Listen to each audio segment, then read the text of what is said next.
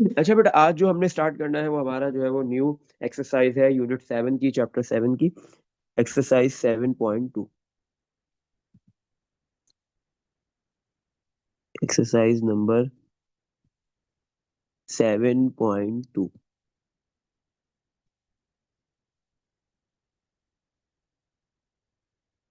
सही है। इस एक्सरसाइज के अंदर हमने बायनोमियल थ्योरम पढ़ना है। सही है। चैप्टर का टाइटल क्या था? Mathematical induction and binomial theorem. Mathematical induction वाली जो एक्सरसाइज थी वो 7.1 थी। 7.2 आपके पास बायनोमियल थ्योरम है, थ्योरम। और फिर 7.3 में क्या पढ़ेंगे? बायनोमियल सीरीज पढ़ेंगे। दोनों बायनोमियल की है, एक जगह थ्योरम पढ़ना है और एक जगह हमने सीरीज पढ़नी है। सही है। बायनोमियल थ्योरम में बेटा आपके पास क्या है? कोई भी दो नंबर्स है, एक नंबर ए होगा, दूसरा नंबर आपके पास बी है। ये दोनों नंबर्स ऐड हो रहे हैं, सही है, या सब्ट्रैक्ट हो, या तो ऐड हो या सब्ट्रैक्ट हो, दोनों में ये आपके पास जो है वो थ्योरम यूज हो सकता है। और उसकी होल पावर है एन। पावर में क्या है? एन। तो आप बोलोगे ये तो फॉर्मूला ए प्लस बी का होल स्क्वायर वाला हो गया, उस जैसा। बस वहां पे पावर में क्या होता है? एन नहीं होता, एन की जगह टू होता है। इसी तरह ए प्लस बी का होल क्यूब, पावर में एन की जगह एन नहीं होता बल्कि थ्री होता है। तो ये इसी तरह अगर पावर में फोर हो, पावर में फाइव हो, सिक्स में हो, सिक्स हो, सेवन हो, तो ये सारे जितने भी फॉर्मूलाज आइडेंटिटीज ड्राइव हुई है सारी बायनोमियल थ्योरम से ही होती है। सही है। तो आज हम ये समझेंगे कि ये एक्चुअल में ये फॉर्मूला, ये आइडेंटिटी है क्या, बायनोमियल थ्योरम है क्या। जो ए प्लस बी का होल स्क्वायर फॉर्मूला भी उधर से ड्राइव हुआ है, ए प्लस बी का क्यूब, ए प्लस बी की पावर फोर, प्लस हो या माइनस हो, दोनों फॉर्मूलाज, दो नंबर्स के बिटवीन प्लस का साइन हो या माइनस का, ये बायनोमियल थ्योरम इजीली एप्लीकेबल है। सही है। जब भी दो नंबर्स हो, ऐड हो रहे हो या सब्ट्रैक्ट हो रहे हो और होल पे पावर है, तो ये पावर में two, three, four, five, six, seven कुछ भी लिखा हुआ है। अच्छा। तो बेटा इसका फॉर्मूला क्या है आपके पास बायनोमियल थ्योरम?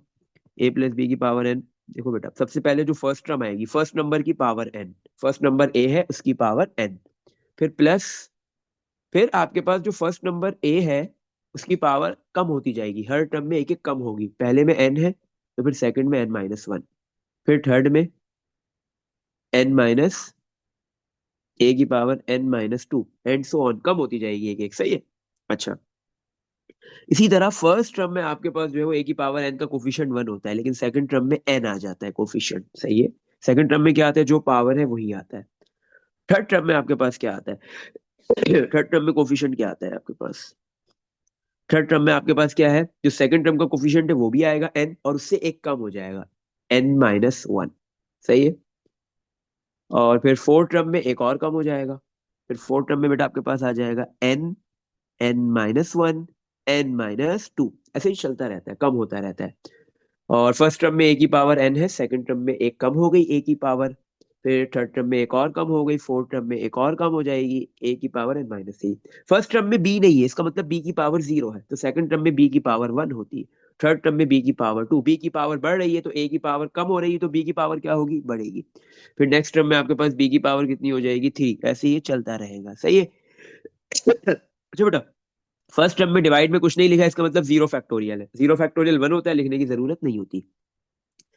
सेकंड टर्म में डिवाइड में फिर क्या होगा? वन फैक्टोरियल, वो भी लिखने की जरूरत नहीं क्योंकि वो वन होता है। थर्ड टर्म में फिर टू फैक्टोरियल, फिर थ्री फैक्टोरियल, फिर फोर फैक्टोरियल, फाइव चलता रहेगा, प्लस। तो फिर आपके पास जो लास्ट, चलते चलते चलते चलते यहाँ पे जो लास्ट टर्म होगी उसमें क्या होगा?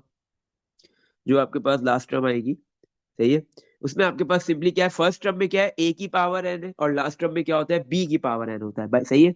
बाकी सारा ए खुद ब खुद खत्म हो जाएगा और इस सारे फैक्टोरियल्स भी खुद ब खुद खत्म हो जाते हैं। तो कैसे याद रखोगे बायनोमियल थ्योरम? फर्स्ट टर्म में ए की पावर एन, लास्ट टर्म में बी की पावर एन। सही है। अच्छा। फर्स्ट टर्म में इसके अलावा और कुछ नहीं है, लास्ट टर्म में भी सिर्फ ये दो होता है, बी की पावर एन, इसके अलावा कुछ नहीं होता।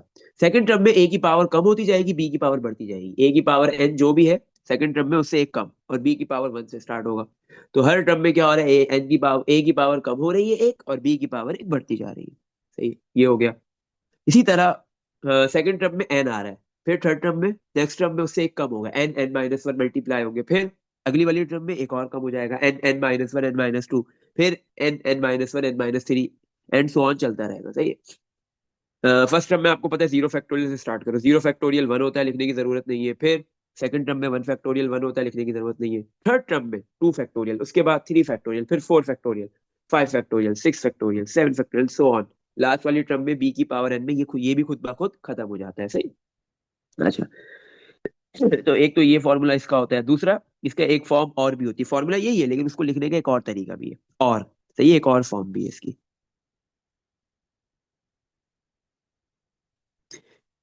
ए प्लस बी की power whole power N equal to, सही है, ए की power N copy.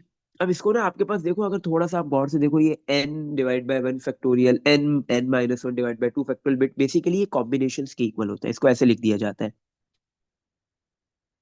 N zero. सही है, एन जीरो, ए की पावर एन। जब भी आपको मैंने बताया था कि ब्रैकेट में एक नंबर ऊपर लिखा है नीचे लिखा है, इसका मतलब ये कॉम्बिनेशन है। एन सी जीरो है ये। सही है, तो इसको एक और तरीका भी हो गया लिखने का। क्या हो गया? और थर्ड वे क्या हो गया? ए प्लस बी की power N equal to N C zero और ए की पावर एन। सही है। इसी तरह नेक्स्ट टर्म में क्या होगा? इधर एन जीरो है तो इधर एन वन होगा।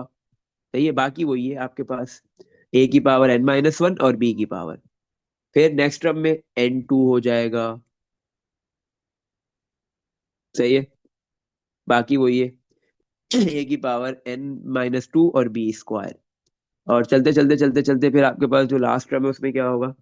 सही है, फिर नेक्स्ट टर्म में आपके पास क्या होगा? चलो एक और भी लिख लेते हैं, प्लस एन थ्री, नीचे लिख लेते हैं, प्लस एन थ्री और ए की power N minus three B cube and so on, ये चलता रहेगा, प्लस प्लस प्लस। जो आपके पास लास्ट टर्म होगी उसमें क्या होगा? N C N. सही है, एन सी एन। हाँ, तो ये यहाँ पे, और बी की पावर एन वैसे ही। तो बी की पावर एन का कोफिशिएंट कितना होता है? N C N. क्या होता है? N C N. सही है।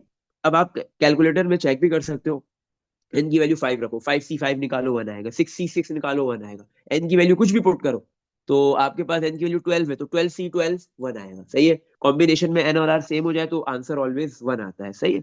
अच्छा, तो ये इसका एक फॉर्मूला बन गया। हाँ, सही है, इसको आप कैसे लिखोगे? एन सी एन को एन एन, सही है, ऐसे लिखोगे। सही है। अब हाँ, अगर आप इसको ओपन में लिखना है, सी की फॉर्म में लिखना है, वो भी कॉम्बिनेशन है ये भी कॉम्बिनेशन है, तो क्या लिख दोगे? N C zero A N plus N C one A की power N minus one into B plus N C two A की power N minus two B square plus N C three A की power N minus three B cube plus, अभी आपके पास चलते चलते चलते plus N C N multiply B की power N. सही है, तो ये तीनों फॉर्मूलाज एक ही है। अब आपकी मर्जी है, आपको जो अच्छा लगता है उस फॉर्म में आप लिख सकते हो। सही है। जब आपने कॉम्बिनेशन की फॉर्म में लिखा हुआ है, कॉम्बिनेशन में सेकंड वाला या थर्ड वाला दोनों एक ही बात है, तो फिर आपको N N minus one N minus two ये लिखने की जरूरत नहीं होती, और डिवाइड में जो फैक्टोरियल वाला नंबर होता है वो भी लिखने की नीड नहीं है। अच्छा, आप ये समझो, ये फॉर्मूला यूज कब होता है, बायनोमियल थ्योरम यूज कब होता है? ये टोटली डिपेंड करता है एन के ऊपर, जो पावर में एन है ना उसके ऊपर डिपेंड करता है। दो नंबर्स कोई भी हो, ए की वैल्यू कुछ भी हो, बी की वैल्यू कुछ भी हो, कोई मसला नहीं है, बीच में प्लस हो या उसकी जगह माइनस हो तो भी कोई मसला नहीं। अच्छा, सिर्फ ये डिपेंड कंप्लीटली करता है एन के ऊपर। एन क्या होना चाहिए? N is a it is a positive integer. क्या होना चाहिए? It is a positive integer. सही है, एन की क्या वैल्यू होनी चाहिए? पॉजिटिव इंटीजर होना चाहिए। अगर एन की वैल्यू पॉजिटिव इंटीजर है तो ही बायनोमियल थ्योरम वाला फॉर्मूला एग्जिस्ट कर सकता है, बायनोमियल थ्योरम इंप्लीमेंट कर सकते हो। सही है, अदरवाइज नहीं कर सकते। एन की वैल्यू अगर आपके पास टू है, थ्री है, फोर है, फाइव है, सिक्स है, seven, eight, nine, ten and so on, तो आपके पास ये बायनोमियल थ्योरम वाला फॉर्मूला लग सकता है। अच्छा, अगर एन की वैल्यू पॉजिटिव इंटीजर नहीं होती, नेगेटिव इंटीजर होता है, minus two, minus four, minus six, minus three, minus में या फ्रैक्शन में होती है, इंटीजर पॉजिटिव नंबर जरूर है लेकिन इंटीजर नहीं है, वन ओवर टू है, थ्री ओवर फाइव है, सही है, या नेगेटिव के फ्रैक्शंस है, तो फिर क्या होता है? फिर बायनोमियल थ्योरम नेगेटिव इंटीजर और फ्रैक्शंस, किसी भी किस्म के फ्रैक्शन में ये वाला बायनोमियल थ्योरम का फॉर्मूला इंप्लीमेंट नहीं हो सकता। तो उसके लिए हमने फिर नेक्स्ट एक्सरसाइज के अंदर बायनोमियल सीरीज पढ़नी है, वो इंप्लीमेंट होता है। सही है, तो ये चीज भी समझ में आ गई कि बायनोमियल थ्योरम का फॉर्मूला कहाँ पे यूज होता है, टोटली किसके ऊपर डिपेंड कर रहा है? एन के ऊपर। अब एक चीज और ही समझनी है कि जब हम एक्सपेंड करेंगे ना, ए की पावर ए प्लस बी की पावर टू, जब मैं इसको एक्सपेंड करता हूँ, ए प्लस बी का स्क्वायर कितनी टर्म्स आती है? एक ए स्क्वायर, दूसरा टू ए बी, तीसरा प्लस का बी स्क्वायर, ऐसे ही है ना, तो तीन टर्म्स आती है। एक प्लस बी का होल क्यूब में चार टर्म्स आती है, अगर आपको याद आ रहा हो। तो इसी तरह आपके पास जो है वो ये बायनोमियल थ्योरम जब भी आप एक्सपेंड करोगे, ए प्लस बी की कोई भी पावर है, तो कितनी टर्म्स आएगी? जो पावर में n लिखा हुआ है उससे एक ज्यादा टर्म आएगी, जो पावर में नंबर लिखा हुआ है उससे एक ज्यादा टर्म्स आती है। तो आफ्टर एक्सपेंशन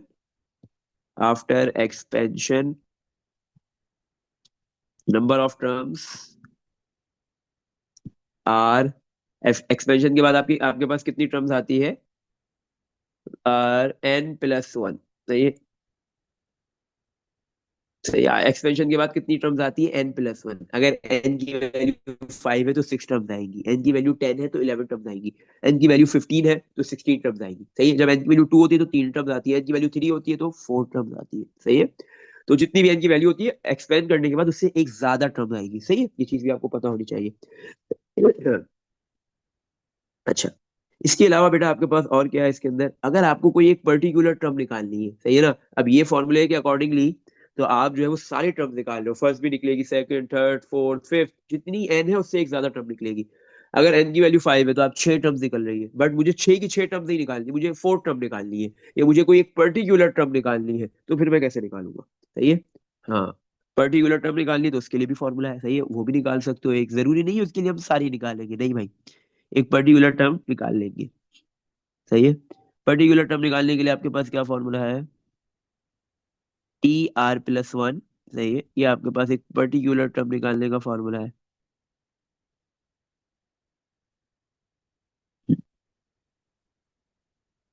सही है, हाँ। टर्म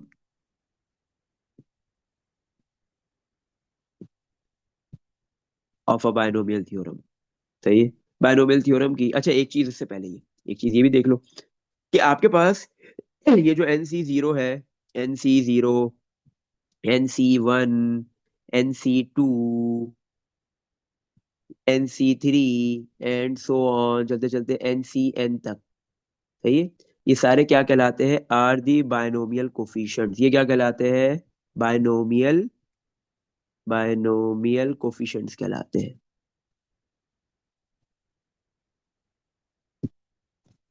सही है। तो ये जितने भी आपके पास NC0, NC1, NC2, NC3, NCN, ये सारे बायनोमियल कोफिशिएंट्स हैं। और इसको कैसे लिख सकते हैं हम? N0, N1, N2, N3, चलते चलते चलते आपके पास जो है वो NN, ये भी मतलब बायनोमियल कोफिशिएंट्स है। ऐसे लिखो, फर्स्ट वे में, सी वाली फॉर्म में, या ब्रैकेट वाली क्लोज फॉर्म में, आपकी मर्जी। तो ये क्या कहलाते हैं? बायनोमियल कोफिशिएंट्स कहलाते हैं। सही है। ये बाहर ये आपके पास एक टर्म का कोफिशिएंट है, इसको कहते हैं बायनोमियल कोफिशिएंट। सही है। अच्छा, अगर हमने कोई पर्टिकुलर टर्म निकालनी है, हाँ, सही है, इंडिकेटेड टर्म, इंडिकेटेड या particular term of a binomial expansion की, तो उसके लिए हम पूरा जो है वो सारी टर्म्स नहीं निकालेंगे, एक पर्टिकुलर टर्म निकाल लेंगे। सही है। तो उसका क्या फॉर्मूला है आपके पास? TR+1 equal to NCR, NCR को NR भी लिख सकते हो ब्रैकेट में। सही है। A की पावर N-R, B की पावर R। सही है, ये फॉर्मूला होता है एक पर्टिकुलर टर्म निकालने के लिए। सही है। अगर आपको कोई भी पर्टिकुलर टर्म निकालनी है तो TR+1। नहीं है। हाँ, NCR, A N-R, B की पावर R। आपके पास N हो, R हो, A हो, B हो, तो आप कोई भी पर्टिकुलर टर्म इजीली फाइंड कर सकते हो। अच्छा, अब R की क्या वैल्यू है?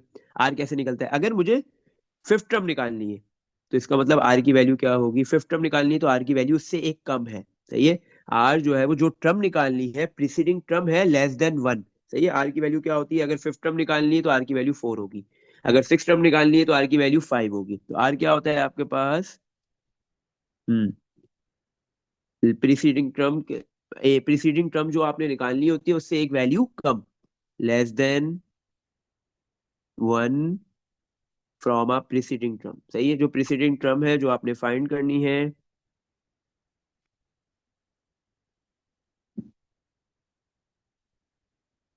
सही है, उससे एक नंबर कम होता है। अगर आपको बोले 9 टर्म निकालो तो आर की वैल्यू आप 8 कंसिडर 8 लोगे। सही है। अगर बोले 21 टर्म निकालो तो आर की वैल्यू 20 होगी। सही है। Less than 1 from a preceding term. सही है। तो आर जो है वो 1 कम होता है, किससे? प्रीसीडिंग टर्म से। और एन आपको पता है क्या होता है? पॉजिटिव इंटीजर होगा। सही है। ए क्या है आपके पास?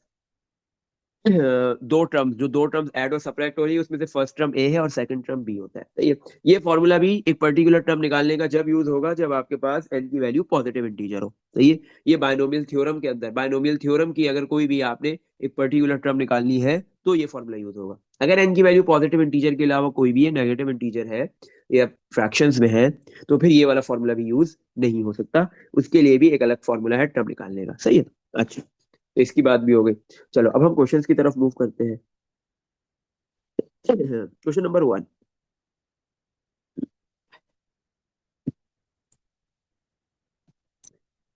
Expand by means of the binomial theorem, बोले इसको एक्सपेंड करो by means of the binomial theorem, मतलब बायनोमियल थ्योरम की मदद से, सही है ना। आपके पास एक पार्ट हम लेते हैं इसका, लिया part number 4। X square over 2 minus 2 over x की पावर 6, सही। अच्छा, ये हमने एक टर्म ले लिया, x square over 2 minus 2 over x की पावर 6। अब देखो पावर में क्या लिखा हुआ है, 6। 6 क्या है, पॉजिटिव इंटीजर है, तो इसका मतलब एन की वैल्यू आपको मिल गई, एन की क्या वैल्यू है, 6। अच्छा, आपको पता है जो भी एन की पावर होती, जो भी एन की वैल्यू होती है, एक्सपेंड के बाद उससे एक ज्यादा टर्म आती है, तो 6 है एन की वैल्यू, तो आफ्टर एक्सपेंशन 7 टर्म्स आएंगी, सही है। ए क्या है, जो फर्स्ट टर्म है वो ए है, और जो सेकंड टर्म है वो आपके पास बी है, बट साइन के साथ, सही है।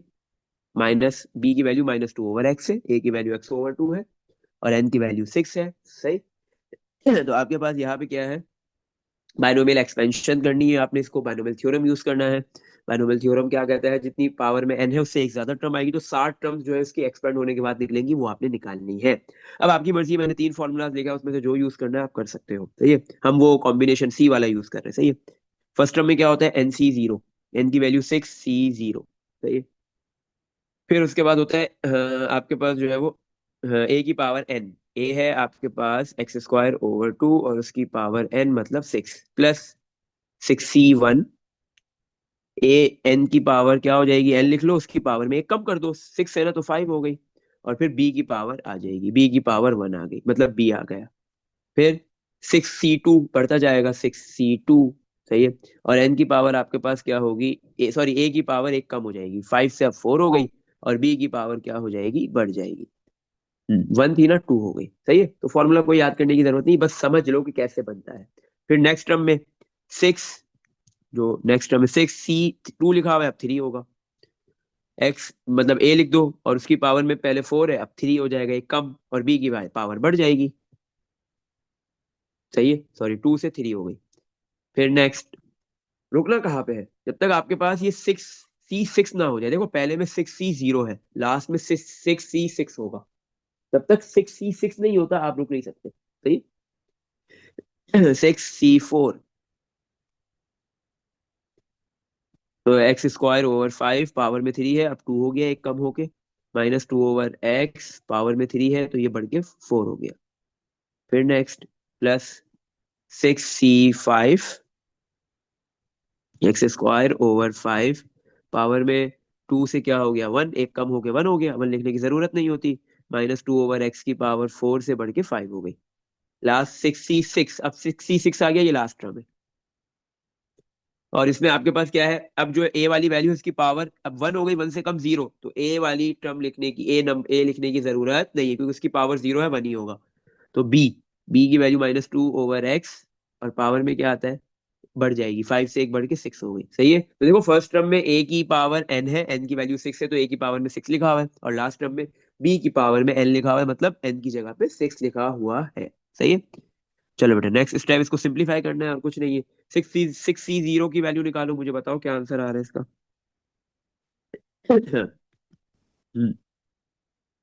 6C0 कितना होता है, 6C0, और ये एक्स की पावर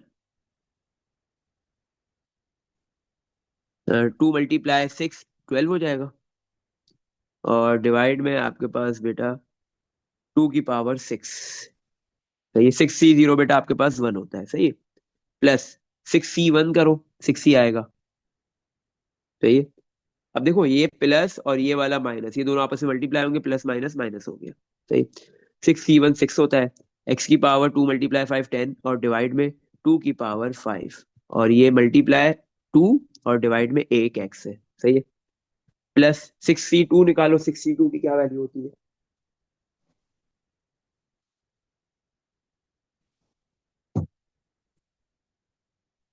अच्छा बेटा, 62 की हमारे पास क्या वैल्यू है?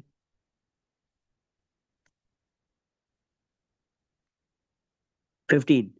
62 बेटा आपके पास 15 होता है, सही है।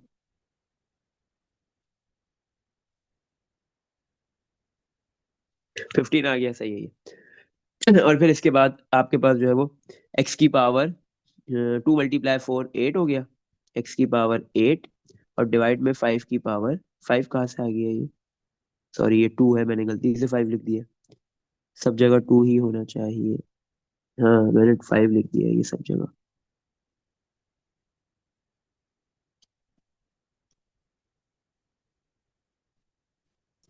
2, सही है। हाँ, ये सही लिखा है। हम्म। चलो, तो अब आपके पास जो है वो 2 की पावर 4 मल्टीप्लाई माइनस, माइनस का स्क्वायर प्लस 2 का स्क्वायर, 2 स्क्वायर लिख दो। और डिवाइड में एक्स की पावर 2 एक्स स्क्वायर लिख दो, सही है। बीच में चलो ऐसे मल्टीप्लाई लगा दो, मर्जी है, ब्रैकेट बना लो, आपकी मर्जी है, जैसे लगा, जैसे करना है आप कर लो, सही है। फिर आपके पास क्या होगा ये? -2 का माइनस का क्यूब माइनस, तो प्लस माइनस माइनस आ गया ये। नीचे लिख लेते हैं माइनस। 6c3 निकाल लो। 6c3, 6c3 कितना होता है? 20। -20 आ गया। स्क्वायर, अच्छा, एक्स स्क्वायर की पावर 3, तो एक्स की पावर 6 और डिवाइड में 2 की पावर 3। ऊपर भी 2 की पावर 3 डिवाइड में एक्स की पावर 3 प्लस, क्योंकि माइनस की पावर 4 है, माइनस की पावर 4 प्लस होगा तो ये प्लस आ गया। 6c4, 6c4, 6c4 होता है 15। ये एक्स स्क्वायर का स्क्वायर, एक्स की पावर 4 डिवाइड में 2 का स्क्वायर, एक्स की 2 की पावर 4 और डिवाइड में आपके पास ये आ गया फिर एक्स का पावर 4। फिर प्लस माइनस की पावर 5, तो माइनस आएगा, प्लस माइनस माइनस। 6c5 कर लो, 6c5 बेटा आपके पास आई थिंक 6 ही आएगा। 6 आ गया। 6c5 कितना आ गया? 6 आ गया। और x square divide by 2 multiply 2 की पावर 5 और डिवाइड में एक्स की पावर 5, सही है। लास्ट टर्म माइनस की पावर आपके पास 6 से प्लस ही हो जाएगा, और प्लस प्लस प्लस ही आ गया। 6c6 1 होता है, 2 की पावर 6 और डिवाइड में एक्स की पावर 6, सही है। चलो, अब फाइनल स्टेप, इसको सिंपलीफाई करते हैं, जो कैंसिल आउट हो रहा है वो कैंसिल कर देंगे। फर्स्ट तो आ गया आपके पास एक्स स्क्वायर ओवर 2 की पावर 6 बेटा कितना होता है? 64, सही है। माइनस एक एक्स से एक एक्स कैंसिल, एक्स की पावर 9 रह गया। एक 2 से एक 2 कैंसिल, ऊपर 6 है और नीचे 2 की पावर 4 है। ऊपर 6 और नीचे 2 की पावर 4 होता है 16। इन दोनों को डिवाइड करोगे 3/8 सिंप्लीफाइड फॉर्म में आंसर आ जाएगा। 3/8, सही है। प्लस आपके पास जो है वो ऊपर, ये देखो, 2 एक्स से 2 एक्स कैंसिल, सिर्फ कितने एक्स रह गए? एक्स की पावर 6। ऊपर 2 2 है, नीचे 4 है, तो 2 से 2 कैंसिल, तो 15 डिवाइड बाय नीचे क्या रह गया? 2 का स्क्वायर 4, तो 15/4 ही आएगा। यही नीचे 2 2 रहेगा, तो 15/4, सही है। माइनस, अब देखो ऊपर भी 2 की पावर 3 से 2 की पावर 3 कैंसिल, -20। एक्स क्यूब से एक्स क्यूब कैंसिल, ऊपर 6 एक्स है तो 3 बचेंगे, सही। प्लस एक्स की पावर 4 से एक्स की पावर 4 कैंसिल, 2 2 से 2 2 कैंसिल, 15 मल्टीप्लाई 2, इस 2 की पावर 2, 2 2 बच रहे हैं ऊपर, 2 की पावर 2 4 होता है। 4 × 15 करेंगे तो कितना आ जाएगा? 60, सही है। माइनस, अब आपके पास यहाँ पे एक 2 से एक 2 कैंसिल हो गया, तो ऊपर आपके पास कितने 2 है? इसको नीचे लिख लेते हैं, माइनस, ऊपर 4 2 रह गए, तो ये 2 की पावर 4, 2 की पावर 4 होता है 16 मल्टीप्लाई बाय 6, सही है। 2 की पावर 16 मल्टीप्लाई बाय 6, 96 आ गया। माइनस का 96, 2 एक्स से 2 एक्स कैंसिल, नीचे 3 एक्स बच रहे हैं, सही है। प्लस 2 की पावर 6 बेटा कितना होता है? 64 मल्टीप्लाई 1 64 और डिवाइड में एक्स की पावर 6 ही आएगा। तो ये आपके पास क्या हुआ, ये जो आपके पास एक्सपेंशन गिवन दी हुई थी, x² over 2 - 2 over x की होल पावर 6, आपने इसको एक्सपेंड कर दिया बाइनोमियल थ्योरम की मदद से, ये आपके पास उसका फाइनल आंसर आ गया। n की वैल्यू थी 6, तो आफ्टर एक्सपेंशन 7 टर्म्स आनी चाहिए थी, काउंट भी कर लो 7 ही आ रही है। 1 2 3 4 5 6 और ये 7, सही है। ऑल्टरनेट प्लस माइनस चले, ऑल्टरनेट, हाँ सारे प्लस हो, सही है, सारे ही माइनस हो, ये सब डिपेंड करता है ए और बी की वैल्यूज के ऊपर, सही। इसमें देख लो बेटा, कुछ पूछना है तो इस तरीके से होता है बाइनोमियल थ्योरम का क्वेश्चन, सही। ये बिल्कुल बेसिक आसान सा क्वेश्चन था इसका, क्वेश्चन 1, सही है। क्वेश्चन 1 के डिफरेंट पार्ट से सारे ऐसे ही होंगे, सही है। पार्ट 1 हो गया, पार्ट 2 हो गया, पार्ट 5, पार्ट 3, सब ऐसे ही होंगे। पार्ट 1 में a + b की पावर 8 है, सही है। तो पावर में क्या लिखा हुआ है, 8, आफ्टर एक्सपेंशन कितनी टर्म्स आएंगी, 9, सही है। तो ये आपने करना है क्वेश्चन 1 का पार्ट नंबर 1। फिर पार्ट 2 में क्या है, वो पावर में 4 है, आफ्टर एक्सपेंशन 5 टर्म्स आएंगी, ये भी इजीली हो जाएगा। पार्ट 3 में भी ऐसे ही है, पावर में 4 है, आफ्टर एक्सपेंशन 5 टर्म्स आएंगी। और जो लास्ट पार्ट है, चलो वो वाला कर लेते हैं, सही है, ये होमवर्क है आपके पास, सही है, इसके 3 पार्ट्स। अब हम इसका लास्ट पार्ट करते हैं, पार्ट नंबर 5। क्या लिखा हुआ है, 3x² - 2y³ और उसकी पावर 5, सही है। 3x² - 2y³ होल पावर 5, सही है। अच्छा, तो बेटा अभी क्या है हमारे पास, इधर n की वैल्यू कितनी है, पावर कितनी है, 5, तो n की वैल्यू 5 हो गई। फर्स्ट टर्म है 3x², तो ये a की वैल्यू है, और सेकंड टर्म आपके पास b - 2y³, सही। अच्छा, n की वैल्यू है 5, पावर में है 5, तो इसका मतलब आफ्टर एक्सपेंशन कितनी टर्म्स आएंगी, 6, नंबर ऑफ टर्म्स कितनी आ रही है एक्सपेंशन के बाद, 6 आएंगी। चलो भाई निकाल लेते हैं, आ जाओ। तो क्या होता है आपके पास, फर्स्ट टर्म nc0, और फिर a की पावर n, यही होता है फर्स्ट टर्म में nc0, n की जगह पे तो आपके पास 5 लिख देंगे ना, 5c0, a की पावर n। a है आपके पास 3x² और उसकी पावर में आ गया n, सही है, और b नहीं आता, प्लस 5c1, ए की पावर जो भी ए है उसकी पावर एक कम हो जाएगी 5 से, कितनी हो जाएगी, 4 हो जाएगी, और फिर बी भी आ जाएगा। फिर पावर बी की पावर फर्स्ट टर्म में 0 है, सेकंड टर्म में 1 है, सही है। अब बी बढ़ता रहेगा, एन कम होता रहेगा, +5c2,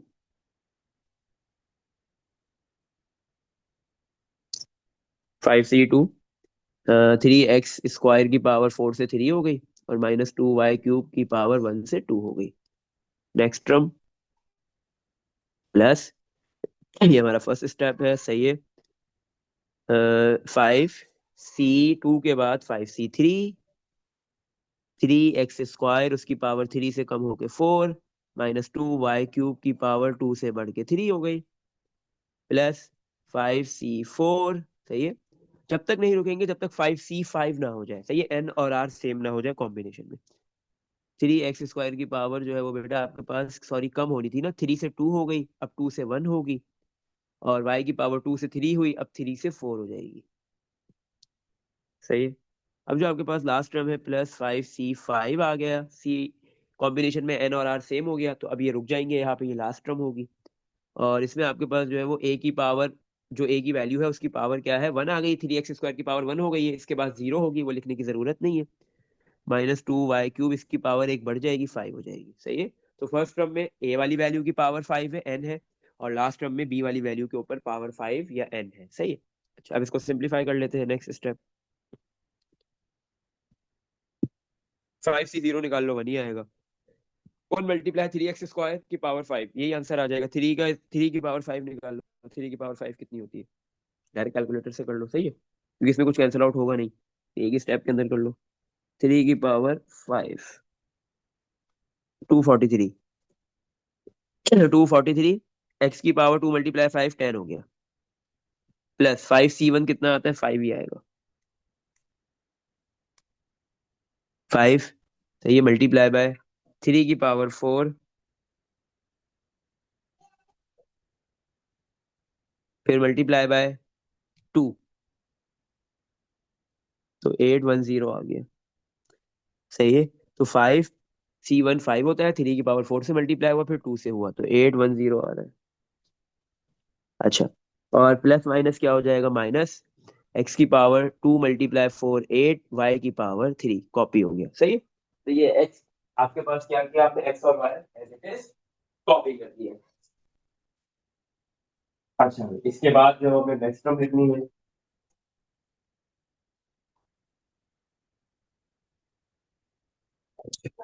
तो नेक्स्ट हमारे पास है 5c2। 5c2, 5c2 10 होता है, मल्टीप्लाई बाय 3 का क्यूब, 3 का क्यूब 27, मल्टीप्लाई -2 का स्क्वायर, -का स्क्वायर प्लस 2 का स्क्वायर 4। तो बेटा 1080 आ गया, सही है। और माइनस माइनस का स्क्वायर प्लस हो गया था, प्लस 1080, एक्स की पावर 2 × 3 6, वाई की पावर 3 × 2 6, सही है। अच्छा। हम्म, सही, चलो नेक्स्ट आगे। प्लस, अब देखो -2 का क्यूब है, माइनस के ऊपर क्यूब है तो माइनस आएगा, माइनस प्लस माइनस हो जाएगा। 5c3, 5c3 10 आ गया, मल्टीप्लाई बाय 3 का स्क्वायर 9, मल्टीप्लाई बाय 2 की पावर 3 8 होता है, तो 720 आ गया। 720, एक्स की पावर 2 × 2 4, वाई की पावर 3 × 3 9 हो गया, सही है। चलो next, next term plus 5c4, 5c4 5 होता है, मल्टीप्लाई 3 किया तो 15 हो गया, 15 × 2 की पावर 4, 15 × 2 की पावर 4 16 होता है, तो 240 आ गया, सही है। और माइनस की पावर जो है वो आपके पास 4 है, तो माइनस प्लस में ही कन्वर्ट होगा और ये प्लस ही आएगा, सही है। एक्स स्क्वायर कॉपी, वाई की पावर 3 × 4 = 12। अब लास्ट टर्म, -2 की पावर 5 है, माइनस के ऊपर पावर 5 है तो माइनस आएगा, ऑड पावर है माइनस पे तो माइनस आता है, minus plus minus. 5c5, 5c5 निकाल लो, 1 ही आएगा। 2 की पावर 5 32, मल्टीप्लाई 1 32 आ गया, सही है। और y की पावर 3 × 5 15 हो गया, सही है। तो ये आपके पास जो आफ्टर एक्सपेंशन का आंसर आ गया। कितनी टर्म्स आनी चाहिए थी, 6, काउंट कर लो 6 ही होंगी, क्योंकि n की वैल्यू 5 थी। 1 2 3 4 5 और ये 6 टर्म्स हो गई, सही है। अच्छा बच्चा, इसमें देख लो, कुछ पूछना है? क्वेश्चन नंबर 1 हो गया, आसान था, कोई मुश्किल नहीं था इतना, सही है। हाँ बस इसमें ये है कि लंबी होती है बहुत, सही है, आसान है बट थोड़ा सा लेंदी होता है ये। चलो, अब हम क्वेश्चन नंबर 2 की तरफ बढ़ते हैं। क्वेश्चन नंबर 2 में क्या है आपके पास, पार्ट ए और फिर पार्ट बी है, सही है। पहले पार्ट ए, पार्ट ए का कोई एक पार्ट करते हैं। इसके भी 3 पार्ट से एक करना है, 2 आपको होमवर्क में देंगे। Use the binomial theorem, binomial को यूज करते हुए to find the value of, आपको वैल्यू फाइंड करनी है। हम पार्ट 3 ले लेते हैं, सही है। क्या है, 99 की पावर 4। तो ये तो कितना आसान है, बगैर कैलकुलेटर से इजीली हम कर सकते हैं। 99 लिखे, पावर में 4 लिखे, आंसर आ जाएगा, बट ऐसा नहीं करना। बायनोमियल थ्योरम की मदद से इसकी वैल्यू निकालनी है, सही है। तो आपके पास क्या है, पावर में एन एन होता है, एन की जगह पे 4 लिखा हुआ है, पॉजिटिव इंटीजर नंबर है। बट मसला है क्या, ब्रैकेट के अंदर 2 टर्म्स होनी चाहिए, बट यहाँ पे नहीं है, यहाँ पे सिर्फ 99 लिखा हुआ है। तो आप 99 को 2 टर्म्स के अंदर कन्वर्ट कर लो, आपकी मर्जी है कि आप जो है वो 99 को क्या लिखते हो, 90 + 9 या 100 - 1, ये आपकी मर्जी है, आपको जो अच्छा लगता है वो लिखो। मुझे क्या अच्छा लग रहा है, मैं चाहता हूँ एक एक नंबर ऐसा हो जो 10 बने, 100 बने, ऐसा कोई नंबर बने, आसान नंबर बने, सही है, मतलब जीरो वाला नंबर बने, 10 20 30 40 100, इस तरीके का कोई नंबर बने, सही है। तो मैं इसको लिख रहा हूँ 100 - 1, 99 को तोड़ के मैंने लिख दिया 100 - 1, सही। और उसकी होल पावर कितनी है, 4।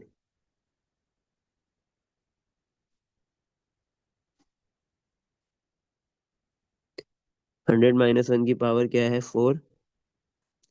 तो आपके पास यहाँ पे n की वैल्यू कितनी है, 4।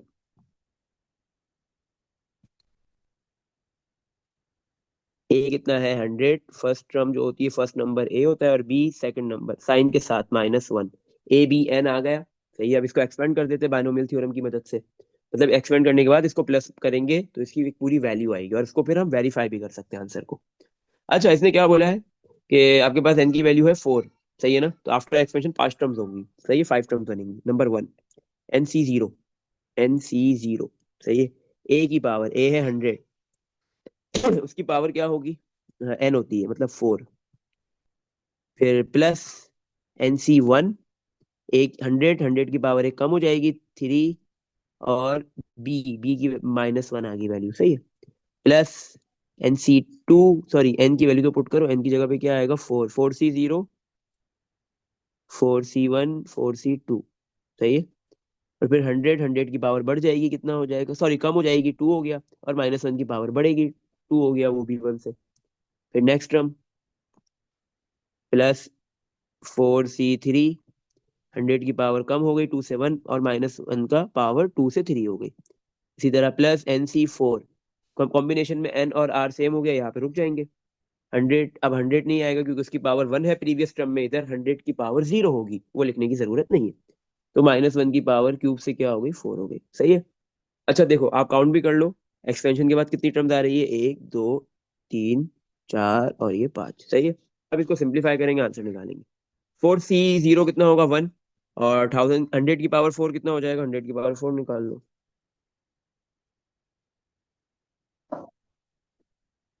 सही, 100 की पावर 4 बेटा आपके पास इतना बड़ा नंबर होता है। और 4C0 1 है, 1 से मल्टीप्लाई होगा, यही आ जाएगा 1। और फिर कितने जीरो है? 1, 2, 3, 4, 5, 6, 7, 8, 8 जीरो है, सही है। तो 1, और फिर 1 के बाद बेटा आपके पास जो है वो 8 जीरो आएंगे,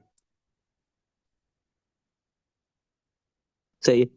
plus, sorry plus minus minus, 100 का क्यूब, 100 का क्यूब कर लो, सही है। 1 के बाद 6 जीरो आ रहे हैं, मल्टीप्लाई बाय 4C1, 4C1। तो ये हो गया आपके पास, 4 के बाद 6 जीरो आ गए, सही है। अच्छा, -1 का स्क्वायर +1 ही होगा, सही है। +1 मल्टीप्लाई बाय 100 का स्क्वायर, 100 का स्क्वायर कितना होता है? 100 मल्टीप्लाई 100,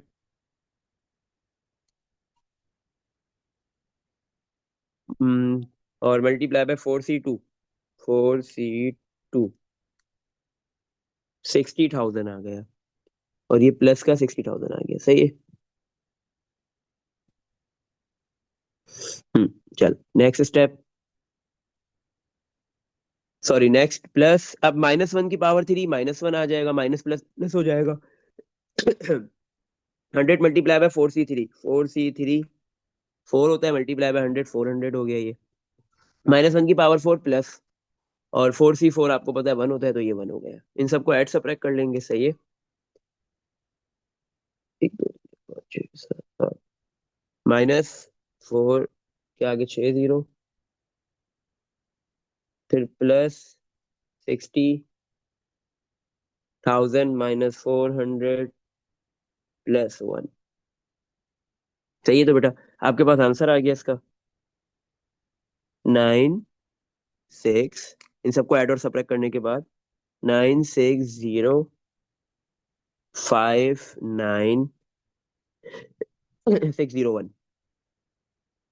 960,596,01, 960,596,01, ये आपके पास इसका आंसर आ गया, सही है। तो आप कैलकुलेटर से डायरेक्ट भी चेक कर सकते हो, 99 की पावर 4 यही होता है, 99 की पावर 4, बिल्कुल यही आंसर आ रहा है, एग्जैक्ट सेम, सही है। तो ये आपने बाइनोमियल थ्योरम की मदद से जो है वो 99 की पावर 4 निकाल दिया। अब इसी तरह जो क्वेश्चन 2 का पार्ट ए के फर्दर पार्ट से 1 और वो 2 वो आपने करने हैं, वो होमवर्क है। अच्छा, अब कैसे करोगे? आसान है। एक जगह लिखा हुआ है 11 की पावर 5, 11 को तोड़ दो, 10 + 1, कितना आसानी से टूट गया, सही है। पावर में 5 है, आफ्टर एक्सपेंशन 6 टर्म्स आएंगी। सेकंड पार्ट है 19 की पावर 6, 6 है पावर में, आफ्टर एक्सपेंशन 7 टर्म्स आएंगी। 19 को तोड़ के लिख लो, 20 - 1, सही। चलो ये हो गया। अब हम करते हैं इसका एक पार्ट बी, अब इसका पार्ट बी भी और उसका भी, इसके भी 3 पार्ट्स है, तो उसमें से एक करेंगे, बाकी 2 आपके लिए होमवर्क होंगे। पार्ट बी, ये ए था। पार्ट बी में भी यही बोल रहा है, use the binomial theorem to compute the values of the following, सही है। आपने बायनोमियल थ्योरम को यूज करते हुए इनकी वैल्यूज निकालनी है, करेक्ट टू 4 डेसिमल प्लेसेस। हाँ, और आपके पास डेसिमल के बाद 4 डिजिट्स होने चाहिए, सही है। इससे ज्यादा नहीं रखने और कम भी नहीं। अच्छा, इसका हम ले लेते हैं पार्ट नंबर 3। 2.03 की पावर 5। सही है, 2.03 की पावर 5। बस ये फर्क है कि वो जो ओपन नंबर था जो पार्ट ए किया उसमें नंबर डेसिमल में नहीं था, यहाँ पे नंबर आपके पास किस में है, डेसिमल में है। बस इतना सा डिफरेंस है, और कोई ज्यादा डिफरेंस नहीं है पार्ट ए और बी के अंदर। अच्छा, तो 2.03 की पावर 5 आफ्टर एक्सपेंशन बेटा कितनी टर्म्स आएंगी, 6, क्योंकि पावर में 5 है। सही है। तो सबसे पहले हमें एन की वैल्यू तो पता है 5 है, लेकिन ए और बी चाहिए, तो इस 2.03 को तोड़ देंगे। कैसे लिखेंगे, 2 + 0.03 ऐसे तोड़ दो, चाहिए। 2 + 0.03 मतलब डेसिमल से पहले वाले नंबर को अलग लिख दो, इंटीग्रल इंटीग्रल पार्ट को, और जो डेसिमल का बाद वाले नंबर से डेसिमल पार्ट है उसको अलग लिख दो। सही है, तो दो टर्म्स बन गए, बीच में प्लस आ रहा है, तो a + b। सही है, और पावर में 5, तो एन की वैल्यू 5 हो गई, ए की वैल्यू 5 हो गई, ए की वैल्यू 2 हो गई फर्स्ट टर्म, और बी की वैल्यू सेकंड टर्म जो है 0.03। This is the value of B. तो आ जाओ। हाँ, सबसे पहले आएगा 5c0। एक, ए की ए है 2, उसकी पावर 5, प्लस 5c1, A2 उसकी पावर में 4, और बी आ जाएगा 0.03। फिर प्लस 5c2, बी की पावर 4, एक कम होके 3, और 0.03 का स्क्वायर हो जाएगा। फिर प्लस 5c3, चलो नीचे लिख लेते हैं, 5c3, 2 की पावर एक कम, 0.03 की पावर एक बढ़ गई, प्लस 5c4, ये फर्स्ट स्टेप है आपके पास। और फिर जो है वो 2 की पावर एक कम हो गई, 2 से 1 हो गई, और 0.03 की पावर 3 से बढ़ के 4 हो गई, प्लस 5c5, ये लास्ट टर्म है क्योंकि इस कॉम्बिनेशन के अंदर एन और आर सेम हो गए। तो टू टू नहीं लिखा जाएगा क्योंकि उसकी पावर 1 से एक कम होकर 0 हो जाएगी। 2 की पावर 0 जो है वो 1 होता है, तो 1 लिखने की, 2 की पावर 0 लिखने का कोई मकसद नहीं है। 0.03 की पावर 4 से बढ़ के कितनी हो जाएगी, 5। सही है। अच्छा बेटा, अब इसके बाद आप क्या है, कैलकुलेटर की मदद लोगे और ये सारी वैल्यूज एक एक टर्म की निकालते जाओगे। 5c0 आपको पता है 1 होता है, 2 की पावर 5 32 होता है, दोनों मल्टीप्लाई हुए 32 आ गया, प्लस 5c5, 5c1 5 होता है, मल्टीप्लाई बाय 2 की पावर 4 16, मल्टीप्लाई बाय 0.03, 2.4 हो गया। सही है। फिर प्लस 5c2, 5c2 बेटा आपके पास कितना होता है, 5c2 निकाल दो, वैल्यू बताओ। 5c2 की वैल्यू होती है 10। 5c2 10 होता है, मल्टीप्लाई बाय 2 का क्यूब 8, 80 हो गया, मल्टीप्लाई बाय 0.03 का स्क्वायर, तो ये आपके पास बेटा वैल्यू आ गई 0.072। फिर 5c3, 5c3 10 होता है, मल्टीप्लाई 2 का स्क्वायर 4, मल्टीप्लाई 0.03 का क्यूब, ये वैल्यू बेटा आ रही है 0. इसमें एक्सपोनेंट में लिखी हुई हम उसी में लिख देते हैं, 1.08 एक्सपोनेंट -3। सही है, प्लस 1 2 3। अच्छा, नेक्स्ट वैल्यू 5c4, 5 मल्टीप्लाई 2 10 हो गया, मल्टीप्लाई बाय 0.03 की पावर 4, 0.03 की पावर में 4, मल्टीप्लाई बाय 10, तो ये तो आ गया 8.1 एक्सपोनेंट -6। और फिर लास्ट टर्म प्लस 5c5 1 होता है, मल्टीप्लाई 0.03 की पावर 5, तो आंसर आ गया 2.43 एक्सपोनेंट -8। सही है। अब हम क्या करेंगे, इन सारी वैल्यूज को ऐड कर लेंगे क्योंकि ये ऐड हो रही है। 32 + 2.4 + 0.072 + 1.08 एक्सपोनेंट -3 + 8.1 एक्सपोनेंट -6 + 2.43 एक्सपोनेंट -8। तो बेटा इसका आंसर आ रहा है हमारे पास फाइनली 34.4730। इसने क्या बोला, डेसिमल के बाद 4 डिजिट्स लिखने, 0 और 8। सही है, हमने 5 लिख दिए। अब जब ये पांचों डिजिट को हम राउंड करेंगे तो प्रीवियस पांचवा डिजिट क्या है जिसको हमने राउंड करना है? 8। जब भी आप 8, 5 या 5 से बड़े नंबर को राउंड करते हो तो प्रीवियस डिजिट में 1 ऐड हो जाता है, सही है। 34.473 1 हो गया ये। तो डेसिमल के बाद चार इसने बोला था डिजिट्स लिखो, हमने लिख दिए, ये हमारा आंसर हो गया। 2.03 की पावर 5 करोगे डायरेक्ट कैलकुलेटर से तो यही आंसर आएगा, करके चेक भी कर लेते हैं। सही है, बिल्कुल सेम यही आंसर आ रहा है। 34.4730 888, बिल्कुल सेम यही आ रहा था, सही है। इसमें देख लो बेटा, कुछ पूछना है तो ये हो गया आपके पास ऐसे ही। इसी तरह अब इसके जो दो पार्ट्स हैं, पार्ट बी के, एक पार्ट वन है, उसमें नंबर लिखा हुआ है 1.01 की पावर 6, आफ्टर एक्सपेंशन 60 टर्म्स होंगी। 1.01 को तोड़ दो 1 + 0.1 में, सॉरी 1 + 0.01 में, सही है। तो ये आपने करना है। इसी तरह जो इसका नेक्स्ट पार्ट है, पार्ट नंबर सेकंड, उसमें लिखा हुआ है 1.02 की पावर 7, इसको भी तोड़ दो ऐसे, 1 + 0.02, सही है, और इसकी पावर 6, इसकी पावर 7, सही। अच्छा, पावर 7 है तो आफ्टर एक्सपेंशन 8 टर्म्स आएंगे, सही है, और फिर उसको ऐड ऐड करने के बाद आपके पास जो है वो फाइनल आंसर आ जाएगा। तो ये दोनों आपके आपके लिए क्या है, होमवर्क है। इसमें देख लो बेटा, यहाँ तक कुछ पूछना है? सही है। चलो अब एक करते हैं हम क्वेश्चन नंबर 4। सही है, 3 नहीं कर सकते, 3 बड़ा सवाल है थोड़ा ना, उसमें बहुत ज्यादा लंबी करनी है और कुछ नहीं, तो 3 हम नेक्स्ट क्लास में करेंगे, कल वाली, सही है। हाँ, अभी हम करते हैं क्वेश्चन नंबर 4। क्वेश्चन 4 आसान है, छोटा है, क्यों? क्योंकि हमने दो फॉर्मूलाज पढ़े, एक तो बाइनोमियल थ्योरम, उससे जितनी पावर होती है n, पावर में जो n लिखा होता है उससे एक ज्यादा टर्म, मतलब सारी टर्म्स निकलती है। बट फिर उसके बाद हमने एक और फॉर्मूला पढ़ा कि अगर कोई पर्टिकुलर इंडिकेटेड टर्म निकालनी हो तो वो भी निकाली जा सकती है। तो अब जो क्वेश्चन 4 है उसमें यही है। क्वेश्चन 4 के अंदर क्या बोल रहा है आपको? Find the indicated term in each of the following expansion. इन एक्सपेंशन में आपको जो इंडिकेटेड ट्रम बोली जा रही है वो आपने निकालनी है, सही है। अच्छा, पहले हम इसका एक करते हैं पार्ट नंबर 1, सही है। पार्ट नंबर 1 में क्या है? 2/3 x -3/2 की पावर 10, सही है। ये आपको गिवन दे दिया और बोला द एट ट्रम, कौन सी ट्रम निकालनी है? Eight term.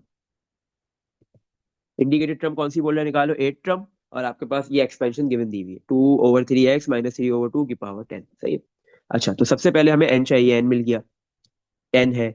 a की वैल्यू चाहिए, a फर्स्ट नंबर होता है 2/3 x, b सेकंड नंबर होता है -3/2, सही है। कौन सी ट्रम कौन सी निकालनी है? t8। तो जो ट्रम निकालनी होती है r उससे एक कम होता है, तो r की वैल्यू क्या होगी इधर? 7, सही है, सारी चीजें हैं। अब इंडिकेटेड ट्रम वाला फॉर्मूला यूज करते हैं, वो लिखो। क्या होता है? TR+1 = NCR, A की पावर n - r, B की पावर r। इस फॉर्मूले की मदद से सिर्फ जो इंडिकेटेड ट्रम है, जो 8 ट्रम है, वो निकलेगी, बाकी सारी नहीं निकलेंगी। तो TR की वैल्यू 7+1 = n की वैल्यू 10, CR की वैल्यू 7,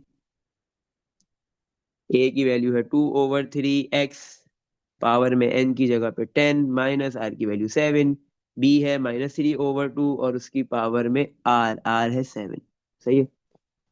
अच्छा, T8 = 10 C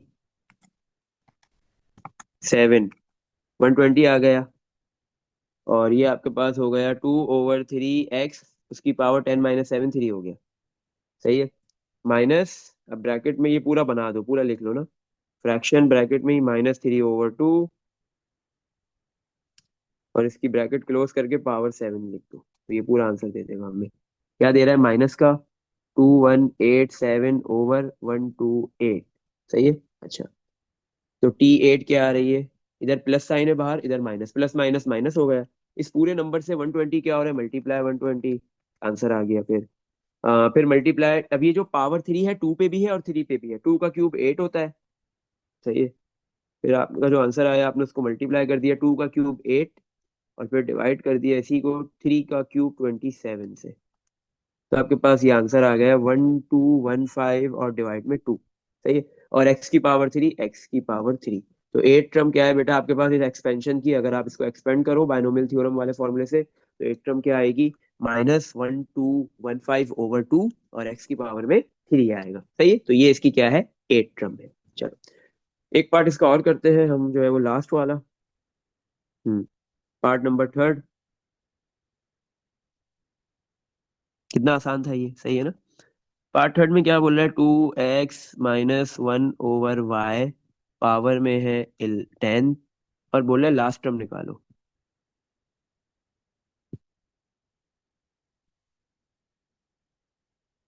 सही है, क्या निकालना है, लास्ट टर्म निकालनी है, 2x - 1/y की पावर 10। सही है। अच्छा तो आपके पास यहाँ पे कौन सी, हाँ, ए एन की वैल्यू कितनी है, 10। ए कितना है, 2x। बी की क्या वैल्यू है, ए हो गया 2x। बी की वैल्यू आपके पास है -1/y। सही है, बी -1/y है। ए 2x है, एन की वैल्यू 10 है। कौन सी टर्म निकालनी है, लास्ट टर्म। लास्ट टर्म कौन सी होगी आपके पास बेटा, आपको पता है जब आप इसको एक्सपेंड करोगे आफ्टर एक्सपेंशन एक ज्यादा टर्म आती है, जो एन होता है, जो पावर में नंबर लिखा होता है उससे एक ज्यादा टर्म आती है। एन की वैल्यू 10 है, तो मतलब आफ्टर एक्सपेंशन 11 टर्म आएंगी। तो लास्ट टर्म कौन सी होगी, 11 टर्म, तो T11 निकालना है। सही है। तो अगर 11 टर्म निकालना है तो आर की क्या वैल्यू होगी, जो टर्म निकालते हैं उससे आर एक कम होता है, आर की वैल्यू भी 10 है, एन भी 10 है और आर भी कितना है, 10 है। सही है। चलो अब टर्म वाले फॉर्मूला यूज करेंगे। TR+1 = NCR ए की पावर N - R BR। तो T10+1 = N की वैल्यू 10, CR की वैल्यू 10। ए आपके पास है 2x और उसकी पावर में N - R, मतलब 10 - 10 मल्टीप्लाई बी है -1/y, उसकी पावर में R मतलब 10। 10 से 10 निकाल लो, 1 आएगा। सही है, 1 आ गया। मल्टीप्लाई 2x, उसकी पावर 10 - 10 0, माइनस की पावर 10 प्लस हो गया, 1 की पावर 10 और डिवाइड में y की पावर 10। सही है, तो T11 क्या आ रही है आपके पास, लास्ट टर्म क्या आ रही है, 2x की पावर 0 1 होता है, 1 × 1 1, 1 की पावर 10 1, तो ऊपर सारे 1 है, 1 × 1 ऊपर 1 आ गया और डिवाइड में y की पावर 10 कॉपी हो गया। तो ये आपके पास इसकी लास्ट टर्म आ गई, 11 टर्म आ गई। इसमें देख लो बेटा, कुछ पूछना है। इसी तरह इसका एक पार्ट है, पार्ट नंबर 2, वो आपने करना है, बिल्कुल ऐसे ही होगा। क्वेश्चन 4 का पार्ट 2 क्या है आपका, होमवर्क है। सही है। अच्छा बेटा यहाँ तक देख लो, कुछ पूछना है। सही है, तो आज हम अपने लेक्चर को, इस टॉपिक को यहीं तक रखेंगे, कल हम इंशाल्लाह क्वेश्चन 3 से स्टार्ट करेंगे।